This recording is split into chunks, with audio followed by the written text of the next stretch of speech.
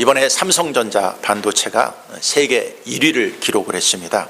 전에는 인텔이 독보적인 1위였는데 이번에 삼성전자가 제치고 1위로 올라갔습니다. 물론 오래 지속되기는 힘들다 그런 얘기를 하고 있지만은 어쨌든 삼성이 이렇게 온 것은 어느 계기가 있었습니다. 그것이 뭐냐면 이건희 회장님이 1993년 1월에 미국에 갔었는데 미국의 가전제품 매장에 삼성 제품들을 돌아보기 위해서 갔는데 삼성 제품이 팔리지 않고 매장 한 구석에 먼지를 뒤집어 쓴 채 구석에 처박혀 있는 것들을 봤습니다. 그러고 나서 이건희 회장이 도전을 받았습니다. 그리고 그해 6월에 독일에 있는 프랑크푸르트에 가서 신경영을 선포합니다. 이 신경영을 선포했던 이 사건을 그 유명한 프랑크푸르트 선언이라고 얘기하고 있습니다. 그때 했던 유명한 말 여러분들도 기억하고 있을 것입니다. 마누라와 자식만 빼고 다 바꿔라 그랬습니다. 그리고 신경영 체제에 들어갔지만은 그게 만만하진 않았습니다. 2년 후에 어떤 일이 있었느냐 하면 삼성전자에서 만드는 그 핸드폰 무선 전화기가 불량률이 많다는 거였습니다. 11.8%의 불량률이 달했습니다. 10개를 만들면 1개 이상이 불량이 나타나서 많은 문제들이 있다는 것을 깨닫게 됐습니다. 그때 1995년 3월에 구미전자, 삼성전자가 있던 그곳에 불량 제품 화형식을 했던 것 여러분 혹시 기억할지 모르겠습니다. 2,000명의 임직원 앞에서 휴대전화 15만 대를 불도저로 다 밀어서 없애버립니다. 그리고 다 불로 태워버립니다. 150억 원이 연기와 같이 사라졌습니다. 이 화형식에 있었던 한 이사가 이렇게 얘기합니다. 제품이 불 속으로 들어가는 것을 보니 말로 표현할 수 없는 감정이 교차하였다. 그 불길은 과거의 단절을 상징한다. 그러나 그 불길 속에서 우리는 희망의 불씨를 보았다라고 얘기를 하고 있습니다. 그 후로 삼성은 변했습니다. 그리고 새로운 신화를 지금 쓰고 있습니다. 이렇게 삼성이 급작스럽게 변화된 것은 그때 이후로 삼성이 많이 변했다라고 많은 사람들이 얘기를 하고 있습니다. 올해 우리 첫 예배입니다. 또 새해가 시작되었습니다. 새로운 비전과 꿈을 갖고 또 새해를 시작하기를 원합니다. 이스라엘 백성들을 보면 강대국금에 끼어 있었습니다. 그 당시 강대국들이 이집트, 아수르, 바벨론이 있었는데 이스라엘 백성들이 어느 나라를 의지해야 될까? 그리고 나라가 굉장히 위기에 있었을 때 이사야 선지자를 통해서 하나님이 계획을 알려줍니다. 그 계획은 하나님께서 이스라엘 백성을 향해서 이 고통 가운데서도 새 일을 행하겠다고 말씀하고 있는 것입니다. 우리나라를 봅니다. 우리나라도 이집트의 상황과 별반 다를 것이 없는 상황에 지금 놓여 있습니다. 중국을 의지해야 되느냐, 미국을 의지해야 되느냐, 북한의 위협도 있고 일본을 의지해야 되느냐, 이 딜레마에서 많은 고민들을 하고 있고 과연 이 나라가 어떻게 될 것인가에 대해서 많은 국민들이 고민을 하고 있습니다. 과연 우리는 이 나라를 어떻게 해야 될까요? 그러나 우리에게 갖고 있는 소망 하나가 있습니다. 하나님께서 분명히 이 나라를 통해서 새 일을 행할 것을 기대하는 것입니다. 교회를 봅니다. 2017년 돌아봅니다. 우리 교회에서도 여러 가지 많은 우여곡절도 있었고 힘든 일도 있었지만 그러나 우리가 이 새해를 시작하면서 어떤 마음, 어떤 신앙을 갖고 우리 교회 모든 성도들이 새 일, 새 마음을 가져야 될까요? 이 사람 말을 들을 수도 있고 저 사람 말을 들을 수 있습니다. 사람의 말을 듣다 보면 여러분도 경험할 것입니다. 이 사람 말 들으면 이 사람이 옳은 것 같고 저 사람 말 들으면 저 사람이 옳은 것 같고 무엇이 옳은 건지 구분이 안 될 수도 있을 수 있습니다. 그때 들어야 될 말씀이 뭘까요? 이 사람 말도 듣지 말고 저 사람 말도 듣지 말고 하나님 말씀 들으면 됩니다. 하나님이 우리에게 무엇을 얘기하고 하나님이 우리에게 새해 어떤 비전과 소망을 주는가 그 말씀을 붙들고 가면 우리는 새 일을 행할 것이고 여전히 우리가 사람들의 말이나 여러 가지 많은 환경들에 치여갖고 살아간다면 2018년에 하나님은 우리를 통해서 새 일을 행하지 않을 것입니다. 하나님 말씀을 붙들고 가는 사람들에게 하나님은 새 일을 행하십니다. 오늘 이사야를 통해서 이스라엘 백성에게 했던 말씀이 오늘 우리 교회 여러분에게 하는 하나님의 말씀이 되기를 바랍니다. 그럼 하나님께서 어떻게 얘기를 하셨을까요? 첫 번째 보면 새 일을 행하려면 이전 일을 기억하지 말아야 된다는 것입니다. 이사야서 43장 18절 우리 같이 한번 읽겠습니다. 너희는 이전 일을 기억하지 말며 옛날 일을 생각하지 말라. 자, 새 일을 행하기 전에 하나님이 우리에게 먼저 얘기하는 게 있습니다. 너희는 이전 일을 기억하지 말라. 옛날 일을 생각하지 말라 그랬습니다. 새 일은 이전 일에 매여 있고 옛날 일에 집착하고 살아가는 사람들에게는 새 일을 기대할 수 없기 때문입니다. 대부분 신앙생활을 하는 사람들이 뭔가 한 단계 올라가야 되고 새로운 어떤 비전과 꿈을 갖고 가야 되는데 멈춰있는 사람들을 보면 과거의 일, 과거의 상처, 과거의 사건에 매여갖고 그거를 헤어나지 못하니까 앞으로 차 나갈 수 있는 그 힘이 그에게 부족하다 하는 것들을 느끼는 것입니다. 어떤 분에 대한 얘기를 들었습니다. 이분은 무엇이냐 하면은 신앙생활 할 때 젊었을 때 목사님한테 돈을 꿔준 적이 있다고 합니다. 근데 목사님한테 돈을 꿔줬는데 목사님이 힘들었는지 갚지를 않았어요. 근데 성도로서 목사님이 돈 없다고 그러는데 달라고 할 수는 없고 뭐를 갖고 있나 마음속에 그것이 상처가 됐어요. 목사님이 내 돈을 떼어먹어? 근데 그걸 해결을 했었어야 돼. 근데 해결을 하지 못하고 마음 한구석에 그것이 남아 있었습니다. 그리고 그는 신앙생활을 계속 그 후로도 합니다. 근데 이상하게 그때 있었던 그 경험이 그의 신앙을 지배하기 시작합니다. 그래서 이분의 온통 관심은 신앙생활하는데 어디에 꽂혀 있느냐면 목사님에 꽂혀 있습니다. 목사님 사례금이 조금만 올라가면 가만히 있질 못합니다. 목사님이 돈 쓰는 거에 대해서 굉장히 민감하게 반응을 합니다. 그러면서 항상 다른 거는 별 관심이 없어. 근데 그 문제만 되면은 거기에 꽂혀갖고 늘 시비를 걸고 늘 그것이 해결되지 않아서 평생 10년, 20년 그거에 헤어나지 못하고 신앙생활하는 분을 본 적이 있습니다. 왜일까요? 과거에 있었던 일에 잊어버리고 버려야 될 것들을 잊지 못하고 그거에 끌려서 살고 있기 때문입니다. 어렸을 때 가난하게 힘들게 고생을 하면서 살았던 분이 있습니다.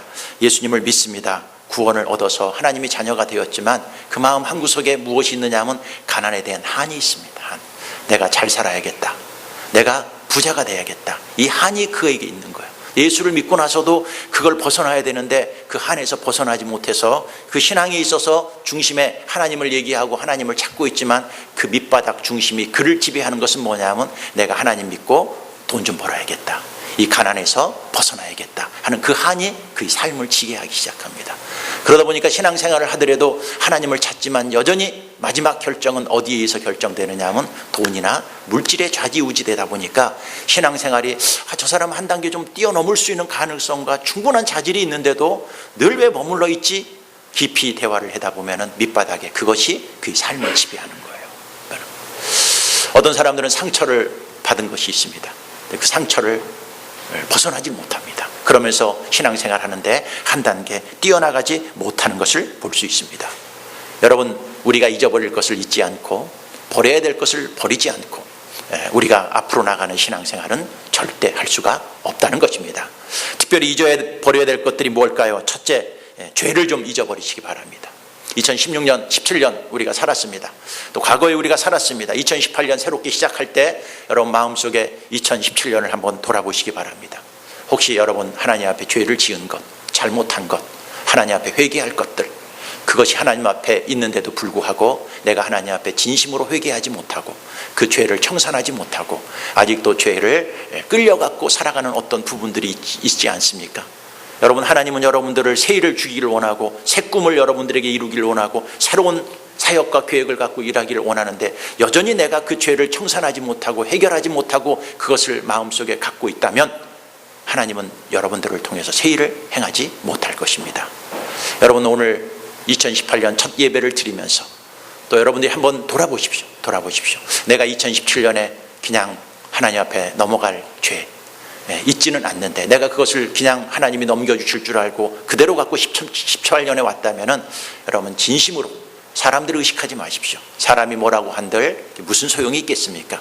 하나님은 아십니다. 그렇죠? 하나님과 나 사이에 회개할 것, 죄들 그런 것들이 있으면은 여러분이 하나하나 이렇게 고백하고 회개하고 해서 여러분이 그 죄를 청산하고 하나님 앞에 나가서 여러분 앞에 주시는 하나님의 새 일을 행하기를 바라는 것입니다. 예수님이 누구십니까? 베드로전서 2장 24절 우리 같이 읽겠습니다. 친히 나무에 달려 그 몸으로 우리 죄를 담당하셨으니 이는 우리로 죄에 대해서 죽고 의에 대하여 살게 하려 하심이라. 그가 채찍에 맞음으로 너희는 나음을 얻었나니. 예수님은 우리 죄를 담당하셨다라고 얘기해요. 주님이 우리 죄를 담당하셨는데 우리는 그 주님 앞에서 그 죄를 해결해야 되는데 만약에 그 죄를 여전히 갖고 2018년을 시작한다면 예수님이 우리를 위해서 죽으신 그 죄를 해결해 주신 그 은혜를 우리는 저버리는 어리석은 인생이 될 수밖에 없습니다. 여기 누구도 예외가 없을 것입니다. 2017년을 살면서 하나님 앞에 청산하지 않는 죄들, 우리가 한번 낱낱이 하나님 앞에서 고백하고 용서를 빌고 또 새롭게 2018년을 맞이해서 하나님이 여러분들을 통해서 새 일을 행하시는 축복이 있기를 바라겠습니다. 두 번째, 청산할 게 있습니다. 상처를 청산하십시오. 어렸을 때 받은 상처, 가족 안에서 받은 상처, 또 신앙생활을 하면서 받은 상처, 또 2017년을 지내면서 우리도 모르게 여기저기서 받은 상처들이 우리에게 있을 것입니다. 이 상처는 무섭습니다. 그 상처는 쇠구슬, 큰 쇠 사슬에 매어진 그 쇠덩이 같아서 우리가 앞으로 뛰려고 하는데 그 상처가 나를 갖고 끌고 가고 때문에 하나님이 우리에게 주시는 새 일을 행할 수 없다는 것입니다. 상처는 원인이 뭔가 파고들어가면 그 상처의 끝에도 뭐가 있냐면 우리의 교만, 우리의 욕심, 우리의 죄성 때문에 그런 것입니다. 이걸 끊어버리지 않고 합리화시키면 우리는 새 일을 향해서 앞으로 나갈 수 없습니다. 가정에 있는 상처 있습니까? 여러분, 올해 시작하면서 그냥 내버려 두지 말고 청산하십시다. 그리고 그거에 대해서 해결하십시다. 교회에 있는 상처들이 있으면 여러분들이 그것을 갖고 하나님 앞에 나와서 하나님, 이 상처를 해결해 주시고 치료해 달라고 하나님 앞에 여러분들이 기도하고 새 마음 새 뜻을 갖고 나아갈 수 있는 그런 축복과 은혜가 있기를 바라는 것입니다. 세 번째로 청산할 게 있습니다. 그것은 뭐냐면 용서입니다. 용서. 2017년을 살아갑니다. 아니, 여러분 인생을 살아갑니다. 여러분이 누구를 용서하지 못한 것이 있다면 하나님은 그거 용서할 때까지 새 일을 행하지 않습니다. 청산할 것들 여전히 마음속에 갖고 있으면서 하나님은 새 일을 행하지 않습니다. 용서해 줄 사람들이 있는데 내가 용서하지 않고 2018년을 시작한다면 그것이 나를 붙들고 나를 끌고 나를 새 일을 행하지 못하게 하는 것입니다. 여러분, 오늘 예배를 드리러 이곳에 왔습니다. 오늘 예배 끝나고 바로 가지 마십시오. 혹시 2017년을 살면서 또 여러분의 인생을 살면서 내가 용서하지 못한 사람들이 얼굴이 생각나거든 그것을 하나하나 이름을 불러서 하나님, 아무개를 제가 용서할 수 있도록 도와주시고 용서해 주시옵소서. 아무개를 용서해 주시옵소서. 아무개의 죄를 용서해 주시옵소서. 그들의 죄를 지적하고 드러내게 하지 말고 용서하고 덮고 화평케 할 수 있는 길들을 하나님 도와달라고 여러분들이 하나 이름을 부르면서 여러분 머릿속에 하나님이 떠오르는 사람들이 있으면은요, 하나하나 회개를 하고 용서를 하면서 2018년을 시작하기를 바랍니다. 그러면 하나님께서 반드시 우리를 통해서 새 일을 행할 것입니다. 누가복음 9장 62절에 이렇게 얘기하고 있습니다. 같이 읽겠습니다. 예수께서 이르시되 손에 쟁기를 잡고 뒤를 돌아보는 자는 하나님의 나라에 합당하지 아니하리나 하시니라. 손에 쟁기를 잡고 뒤를 돌아보는 사람, 미련이 남아있는 사람들은 하나님 나라에 합당하지 않다고 그랬습니다. 빌립보서 3장 13절 같이 읽겠습니다. 형제들아, 나는 아직 내가 잡은 줄로 여기지 아니하고 오직 한 일, 뒤에 있는 일은 잊어버리고 앞에 있는 것을 잡으려고 표대를 향하여 그리스도 예수 안에서 하나님이 위에서 부르신 부름의 상을 위하여 달려가노라 그랬습니다. 뒤에 있는 것은 잊어버리고 여러분, 새 일은 잊어버려야 됩니다. 청산해야 됩니다. 용서해야 됩니다. 해결해야 됩니다. 그래야 새 일을 행할 수 있기 때문입니다. 오늘 2018년 첫 예배 때 여러분 오늘 말씀만 듣지 말고 내가 진심으로 하나님 앞에 하나하나 구체적으로 기도하고 실현해서 2018년에 하나님이 행하시는 새 일을 기대하는 하나님의 백성들이 되기를 바라겠습니다. 두 번째로 뭡니까? 새 일은 광야를 통해서 지나야 올 수 있다는 것입니다. 오늘 이사야서 43장 19절에 이렇게 얘기합니다. 우리 같이 한번 읽겠습니다. 보라, 내가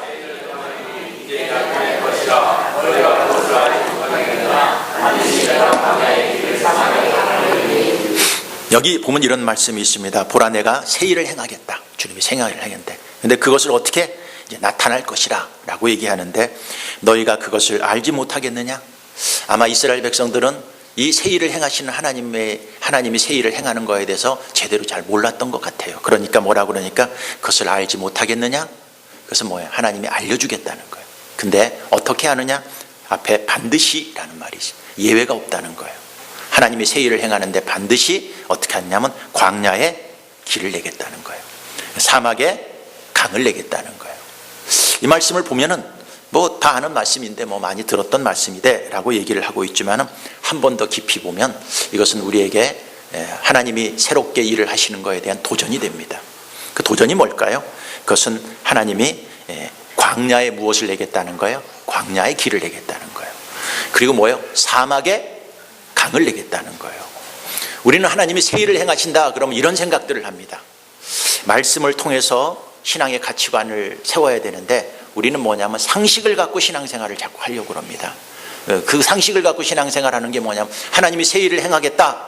그럼 여러분 생각에 하나님께서 어떤 좋은 곳에 가서 좋은 어떤 일들을 행할 거라 이렇게 생각합니다. 그러니까 이 말을 갖고 연결한다면 이겁니다. 하나님이 새 일을 행하겠다. 그럼 어떤 초원에서 멋진 곳에 가서 새롭게 어떤 일을 하나님이 하실 거라 이런 기대를 합니다. 저 푸른 초원 위에 아름다운 집을 짓고 하나님께서 어떤 일들을 행하실 것이다 하는 그런 기대감을 우리는 다 갖습니다. 근데 그게 아닙니다. 하나님은 어디에 길을 내겠다는 거예요? 광야에 길을 내겠다는 거예요. 어디에 또 강을 내겠다는 거예요? 사막에 거기에서 길을 내겠다는 거예요. 어떤 푸른 초장이 있고 아름다운 숲이 있고 멋진 곳이 있는 곳에서 하나님은 길을 내지 않겠다는 거예요. 그 사막에 강을 내겠다는 게 하나님의 계획이라는 것입니다. 여러분이 인생을 살아갑니다. 고난이 있고 때로는 힘든 일이 있고 때로는 광야길을 걷고 사막의 길을 걸었다고 합시다. 2017년간이 나에게는 광야길이었어요. 나는 진짜 사막길이었어요. 그럼 우리는 이런 기도를 해요. 하나님이 2018년에는 새 일을 행할 거야. 그럼 뭐냐면 하나님 나를 도와주셔서 하나님 나를 푸른 초장으로 인도해 주셔서 거기서 주시는 하나님의 축복을 올해 행하시는 그 새 일을 받기를 원합니다 하고 이렇게 기도하는데 그렇게 기도하지 마세요. 하나님 지금 있는 사막의 현장, 지금 있는 광야의 그 현장에 뭐를 내겠다는, 거기서 길을 내겠다는 거예요. 그게 하나님이 항상 새 일을 행하시는 방식이고 성경을 보면 하나님은 항상 그렇게 일을 해왔습니다. 근데 이상한 것은 항상 우리들은 하나님 앞에 기도할 때마다 어떻게 기도하고 있어요? 저 푸른 초원에 새 일을 내기를 원하는 것이 우리의 생각인데 이게 우리와 맞지 않으니까 우리는 늘 신앙생활을 하면서 엉뚱한 곳 가서 해집고 방황하고 있을 수 있다는 것입니다. 지난주에 우리는 다니엘 기도회를 했습니다. 다니엘 기도회를 하면서 많은 목사님들이 간증과 은혜스러운 얘기를 들었습니다. 공통적인 게 있습니다. 하나님은 광야의 길을 내셨습니다. 사막의 길을 내셨습니다. 뭐 그 예를 들자면 거기 나와서 얘기하시는 모든 목사님이 다 해당되지만 한 분 얘기만 제가 다시 자세히 하겠습니다. 이상 목사님이십니다. 이상 목사님은 북한의 성경책 보급을 위해서 사역을 하시는 모퉁이돌 선교회 귀한 사역을 하고 계십니다. 그 일을 하시다가 그는 중국 공안에 잡혔습니다. 그리고 심한 고문을 당했습니다. 그분이 했던 얘기보다도 조금 더 자세히 제가 그분의 이야기를 하기를 원합니다. 중국 공안에 다쳐서 고문을 당하는데 어떤 고문을 당했느냐 하면 호스를 붉은 것을 넣어갖고 입속에다 막 쳐놓고 입을 틀어막고 거기다 막 수돗물로 물을 집어서 물고문을 막 시키는 거예요. 물고문. 그리고 어떤 일을 하느냐 하면은 전기 고문을 시킵니다. 전기를 온몸에다 손에다 해갖고 전기 고문을 시켜서 이분이요 전기 고문을 많이 당해갖고요 기억력을 다 잊어버렸어요. 이렇게. 그리고 수많은 매질을 통해서 온몸이 다 피투성이가 됐습니다. 그리고 어떤 고문까지 당했느냐 하면은 그 영하 20도가 되는 냉동실에다 사람을 집어넣고요 문을 안 열어놓줘요. 거기서. 그리고 화장실 가겠다고 그래도 그냥 거기서 대변 소변 다 보라고 합니다. 그러니까 어떻게 해요? 그 추운 20도가 되는 곳에서 대변 보고 소변 보니까 그게 꽁꽁 얼어붙으면 고문하는 사람이 와갖고요 그 얼어붙은 대변을 먹으라는 거예요. 핥아서 먹으라는 거예요. 그런 고난과 고통을 그는 거기서 겪었습니다. 겪고 어떻게 해서 석방이 되었죠. 석방이 되었는데 기억력이 없는 거예요. 집안하고도 모든 연락이 다 끊어졌습니다. 끊어졌어요. 그래서 석방이 돼서 어느 집에 가서 벽을 바라보고 있는데 집에는 가야 되는데 어떻게 가야 될지, 집 전화번호가 뭔지 아무것도 기억이 안 나는 거예요. 근데 그에게 신앙이 있었습니다.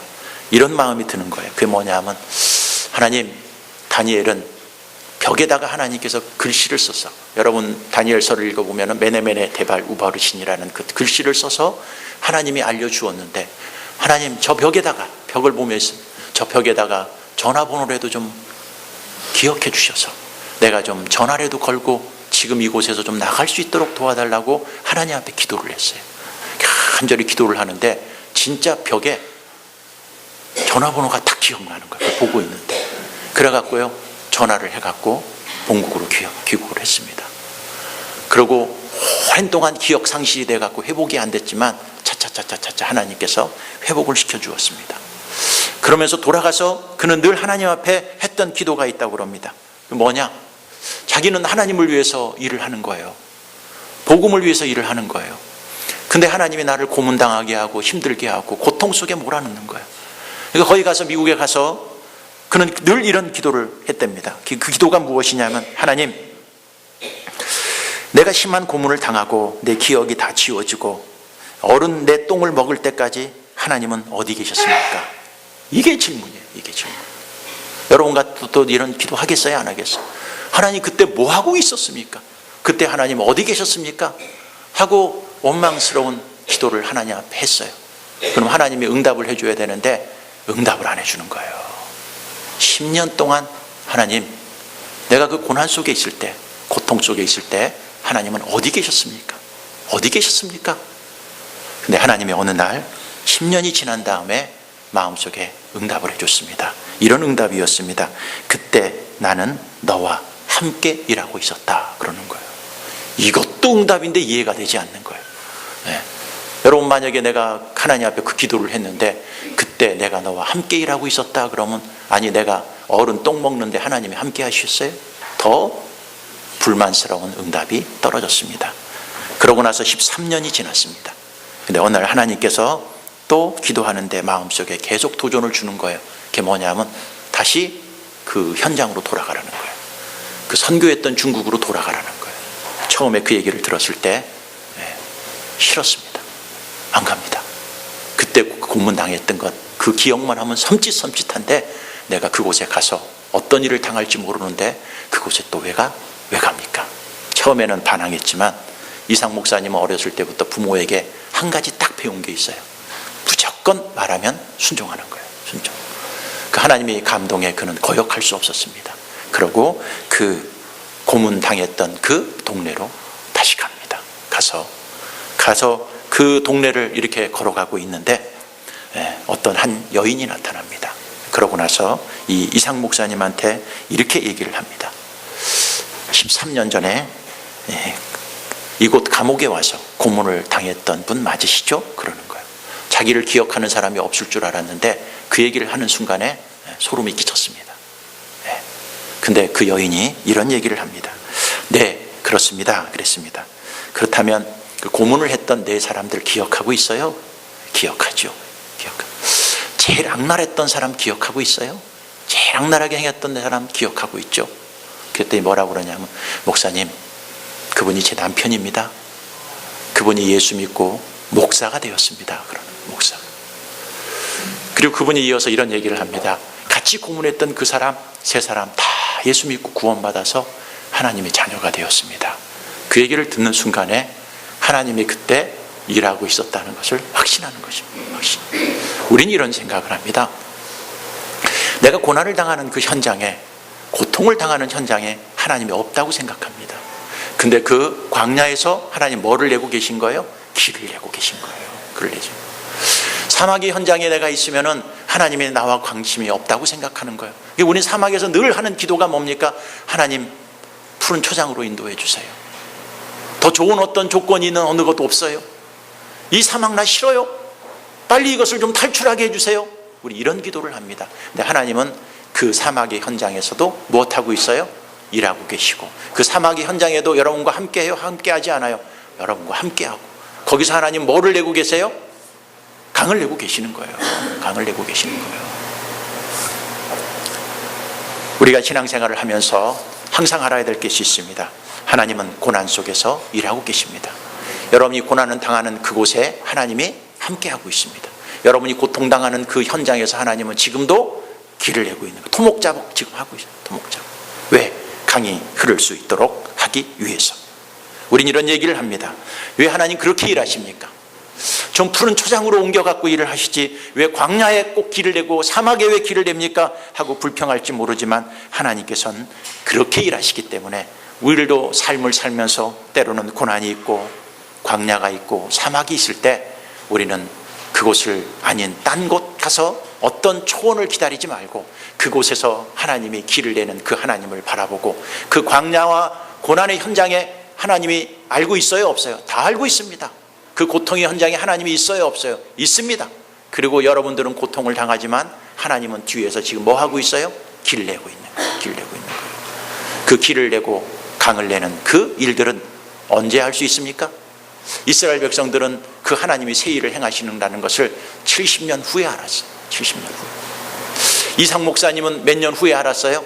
13년 동안 기도해도 하나님은 엉뚱한 소리만 하는데 13년이 지난 다음에 그 사막의 현장, 그 고통의 현장에 가니까 그때서 하나님이 하신 일을 그때서 깨닫게 되는 거예요. 그러니까 신앙생활은요, 광야와 사막 속에서 해야 될 중요한 일이 있습니다.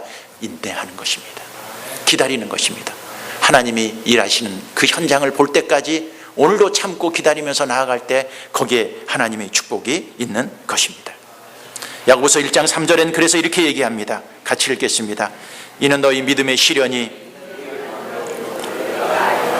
인내를 온전히 이루라. 이는 너희로 온전하고 구비하여 조금도 부족함이 없게 하려 함이니라. 너희 믿음의 시련이 무엇을 만들어내요? 인내를 만들어요. 믿음의 시련은 광야입니다. 믿음의 시련은 사막입니다. 근데 그것을 이루는 사람 어떻게 이루어야 돼요? 인내하는 거예요. 인내하는 거예요. 이상 목사님이 14년 동안 기도하면서 인내하니까 14년 후에 알았던 것처럼 우리도 인내하며 기다리다 보면 하나님께서 하시는 일을 그때서 하는 거예요. 그때서. 인간은 어리석습니다. 내일을 모릅니다. 그러니까 사람들은 인내하지 않고 참지 않고 기다리지 않아요.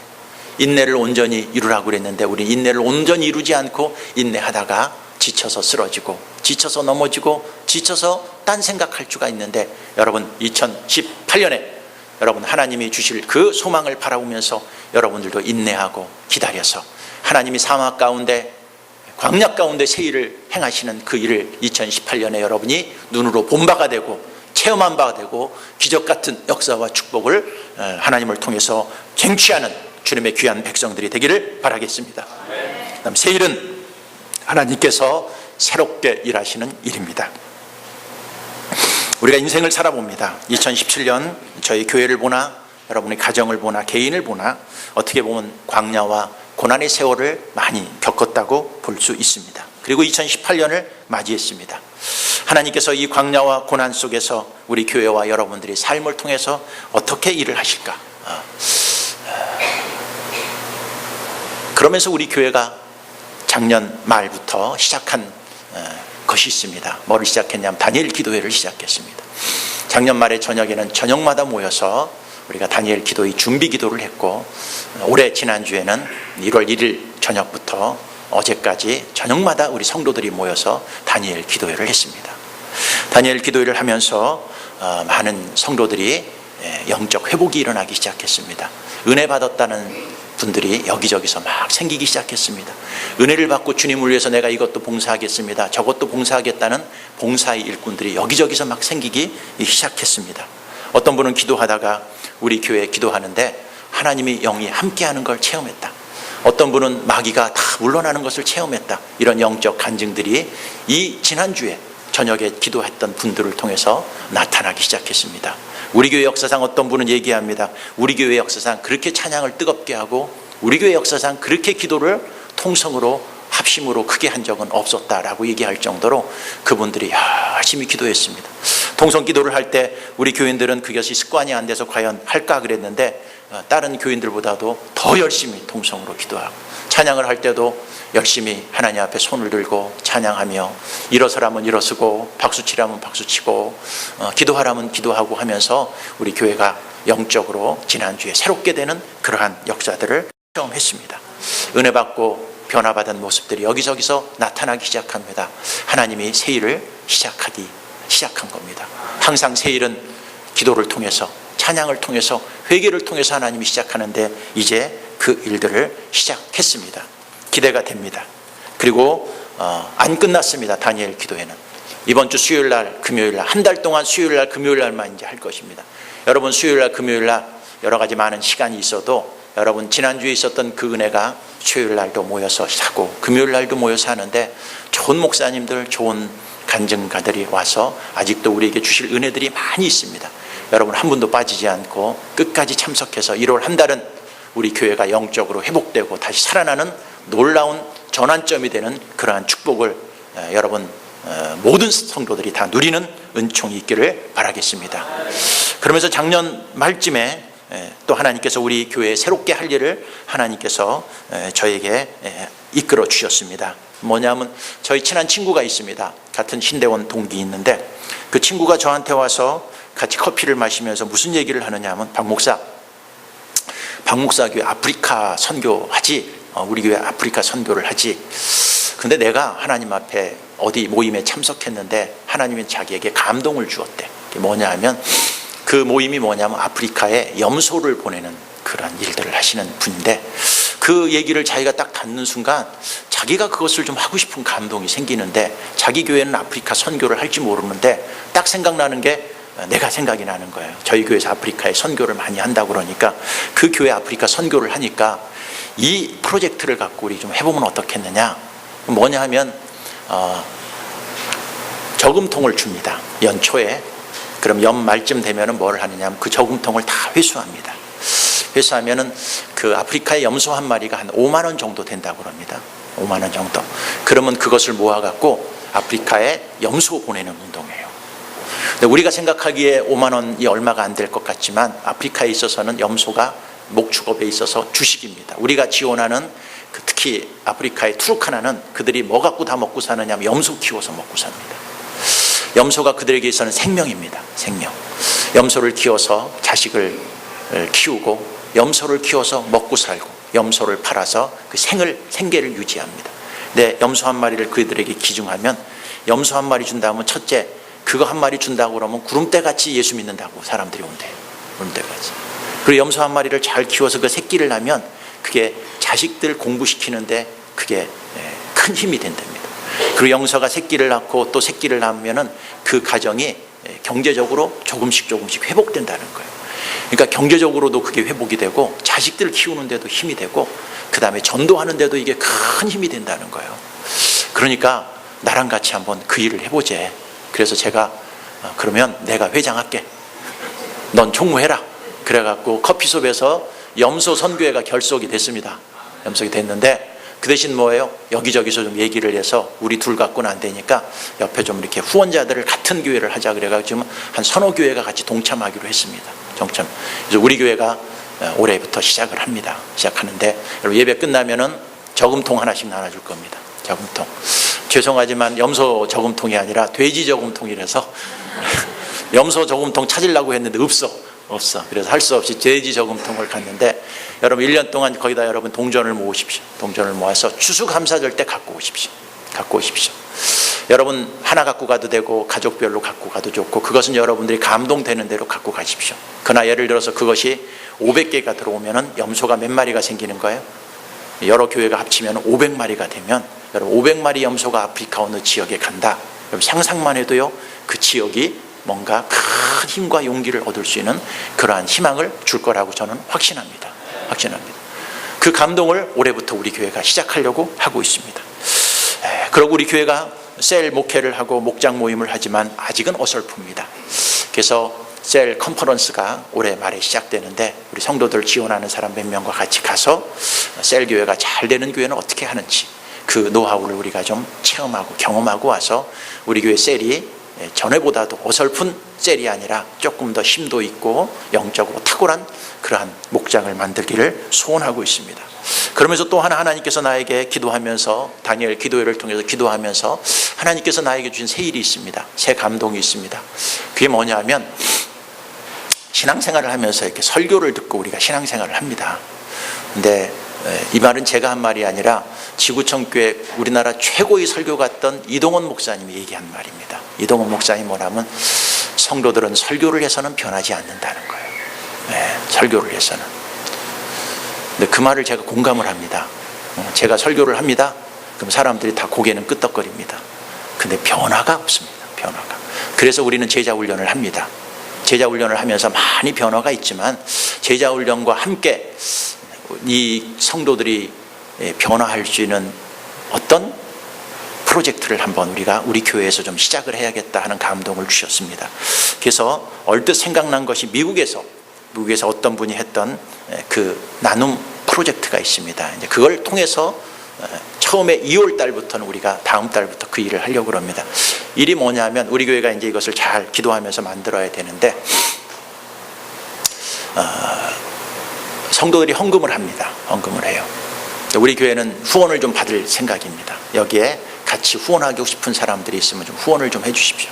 네, 그래서 헌금이 들어오면은 그 헌금을 교회에서 예를 들어서 교회에서 꼭 해야 될 일이 뭐냐면 어려운 사람을 돕고 가난한 사람들을 돕고 힘든 사람들에게 이렇게 돕고 하는 일을 교회가 해야 되는데 우리 교회도 그 일이 좀 현찮습니다. 현찮고 또 본인들도 하고 싶은 마음이 있어요. 다들 여러분 어려운 사람 도와야 된다는 거 예수 믿는 사람이 알아요, 몰라요? 아는데 물어보는 거예요. 그럼 실천하고 있습니까? 라고 물어보면 안 하는 거예요. 그러니까 알고는 있어도 행동이 안 되는 것들이 있습니다. 우리 교회에서 한번 실천을 해보자. 헌금이 들어오면 이제 30명이 될지 50명이 될지 모르지만 제가 볼 때 제비뽑기를 좀 하려고 그래요. 꽝은 안 해도 좋습니다. 꽝이 떨어지면. 근데 선택이 딱 되잖아요. 그러면 그분한테 지금 제 생각입니다. 10만 원씩 드리려고 합니다. 교회에서 헌금 들어온 걸 갖고 다시 돌려줄 겁니다. 다시. 교회에서 어떤 우리도 어려운 곳을 돕는 곳이 있지만은 그거보다도 성도들이 30명이 되고 50명이 되면 그것을 갖고 자기가 일주일 동안 기도합니다. 이걸 누구를 도울 것인가? 기도를 하는 것입니다. 누구를 도울 것인가? 그러면 여러분 마음속에 하나님이 주시는 감동들이 있을 것입니다. 그럼 그 사람들한테 여러분들이 준비를 해서 전달을 해주는 것입니다. 이 전달해 주는 것이 아무것도 아닌 것 같지만은 이 일을 했던 미국의 어떤 교회는 이런 현상이 있습니다. 내가 어느 누구를 위해서 돕기로 마음에 했는데 혼자만 기도하는 게 아니라 자기가 생각하고 있는 그것들을 주위에 있는 사람들한테 얘기를 했어요. 그랬더니 그럼 나도 하겠다. 그래갖고요 여러 사람이 거기에 다 동참을 하는 거예요. 그 교회 교인이 아닌 다른 사람들이. 그래갖고요 그 돕는 일에 하나의 돕는 단체가 하나 구성이 돼버렸어요. 근데 거기서 들어오는 돈이 심기는 10만 원을 심었는데 그 단체를 통해서 들어오는 돈이 몇백만 원이 돼버린 거예요. 하나님이 이 일을 하시는 거예요. 일을 하시는 거예요. 근데 여러분들도 저는 기대가 됩니다. 예를 들어서 이럴 수 있습니다. 여러분 다니는 자녀 학교에 어떤 친구 하나가 있는데 걔가 소외되고 힘들고 가난하다. 내가 올해는 이것을 기도하고 쟤를 좀 도와야겠다. 여러분들이 그 얘기를 갖고 기도하고 기도 제목을 알리다 보면 모르죠. 하나님이 그 아이를 돕는 어떤 단체가 구성이 될지 어떤 역사를 거기서부터 하나님이 하실지 우리는 모르는 거예요. 그러나 여러분이 한번 그 돈을 헌금을 받고 여러분이 삶의 현장에서 선교로에 쓰든지 어려운 사람을 돕든지 아니면 무슨 일을 하든지 여러분들이 기도하면서 한번 실천을 해보는 거예요. 남을 도와야 된다는 얘기 머리로는 알지만 실천할 수 있는 삶의 장이 우리는 없었어요. 근데 한번 기도하면서 그 일들을 해보는 거예요. 그러다 보면 여기저기서 감동적인 얘기들이 있을 것 같아요. 그거를 갖고 실천을 했고 실천한 그 결과들을 여러분들이 보고서가 올리면은 필요하면 아마 교회 주일마다 이렇게 간증을 좀 세울까 하는 생각이 있습니다. 하나님이 이렇게 나를 통해서 이런 역사를 하셨다. 왜 이 일을 할까? 그것입니다. 우리는 압니다. 다 알아요. 근데 삶 속에서 뭐가 안 돼? 실천이 안 돼. 실행이 안 돼. 행동으로 옮겨지지 않는 거예요. 예를 들면 또 하나 이런 게 있습니다. 순종 프로젝트, 이 나눔 프로젝트가 끝나면 2달을 할지 3달을 할지 모릅니다. 다음에는 예를 들어 순종 프로젝트를 할 거예요. 여러분 순종해야 된다는 거 알아요, 몰라요? 모르는 사람이 있어요? 순종에 대한 설교 여러분 신앙생활하면서 몇 번 들은 것 같아요? 수도 없이 들었죠. 제가 알기로는 100번 이상은 들은 것 같아요. 근데 순종하세요? 하고 물어보면 왜? 알고는 있어요, 우리가. 근데 실천이 안 되는 거예요. 그래서 순종 프로젝트가 진행되는 그 달에는 하여튼 저희가 계획을 세울 겁니다. 이렇게 순종을 해라. 그래서 예를 든다면은 아내들아 남편들에게 복종해라. 듣기 싫은 얘기예요. 그렇죠? 근데 알아요, 몰라요? 알잖아. 그 프로젝트를 우리 하는 거예요. 예를 든다면은 한 달 동안은 남편이 무슨 얘기를 해도 군소리하지 않자. 일단 한번 순종해보자. 순종하는 거예요. 여기까지 올라와도 일단 한번 해보는 거예요. 우리 교회에서 한번 하자고 그랬으니까 하나님의 말씀이니까. 여러분 직장에 가면 마음에 안 드는 상사들이 있어요, 없어요? 있어. 맨날 뒤에서 궁시렁거리고 욕하고 다녔는데 내가 입 다물고 그 상사가 뭘 시키든지 한번 순종해보자 하는 거예요. 해보라는 거예요. 그러면 분명히 하나님이 역사한 삶의 현장이 있을 것입니다. 거기에 나타나는 간증이 있을 것입니다. 그 실천하는 삶의 얘기를 우리가 들어보는 거예요. 들어보고 야, 신앙은 설교 듣고 끝나는 게 아니라 생활 속에 이렇게 실천하고 적용해 가니까 이런 역사가 있구나, 하나님이 이런 축복이 있구나, 이런 역사가 있구나 하는 것들을 한번 올 한 해 해보려고 합니다. 주제를 몇 개를 잡을지는 모르겠습니다. 많이는 못합니다. 그러나 이러한 것들을 갖고 우리가 말씀만 듣는 것이 아니라 이것이 목장에 가서 여러분이 삶의 현장에 가서 이 프로젝트가 잘 진행돼서 우리 교인들이 설교만 듣고 머리만 끄덕거리고 감동만 받는 교인이 아니라 그거 하나를 붙들고 생활 속에 실천해서 거기서 나타나는 간증과 은혜스러운 얘기들, 감동적인 얘기들이 우리 안에 자꾸 넘쳐서 이 일들이 역사를 하기 시작하면 하나님이 어떤 또 역사와 축복을 이룰지 우리는 아무도 모르는 것입니다. 신앙은 뭡니까? 교회 생활이 아닙니다. 신앙은 생활이고 그 다음에 생명입니다. 그리고 삶의 현장에 그것들이 실천될 때마다 나타나는 감동과 은혜를 우리가 머금고 그러면서 살아가는 게 뭐예요? 신앙입니다. 신앙은 이론이 아닙니다. 수백 번 설교를 들으면 뭐합니까? 실제로 삶의 현장에, 고통의 현장에 딱 들어가 보면 하나도 하나님 말씀 들은 건 생각나지 않고 누구 식으로 해요? 전부 다 내 식으로 합니다. 내가 배운 경험과 내가 생각한 것 같고 하다 보니까 삶 속에 열매도 없고 하나님이 주시는 축복도 없을 수 있습니다. 올해 하나님께서 여러분들에게 주시는 이 새로운 비전과 새로운 꿈을 우리가 한번 실천해 봅시다. 교회 생활을 넘어서 순종할 때 나타나는 하나님이 삶의 현장에서 역사하는 그러한 삶의 감동과 은혜를 우리가 한번 해 봅시다.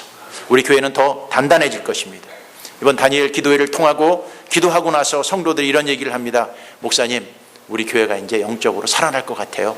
회복될 것 같아요. 이제 부흥될 것 같아요. 교회가 더 단단해진 것 같아요. 이런 얘기들이 여기저기서 막 들려오고 있습니다. 왜? 하나님이 그 사람들이 무슨 없는 거짓말 했겠어요? 하나님이 개인 마음속에 하나님이 새 일을 시작하고 있는 하나의 증거라고 저는 보고 있습니다. 분명히 하나님이 그렇게 할 것입니다. 분명히 광야에 길을 낼 것입니다. 사막에 강을 낼 것입니다. 여리고성은 하나님 말씀을 순종하는 사람들에 의해서 정복됐습니다. 아이성은 하나님 앞에 회개하지 않는 아간 때문에 졌습니다. 우리는 지는 싸움이 아니라 이기는 싸움이어야 돼요.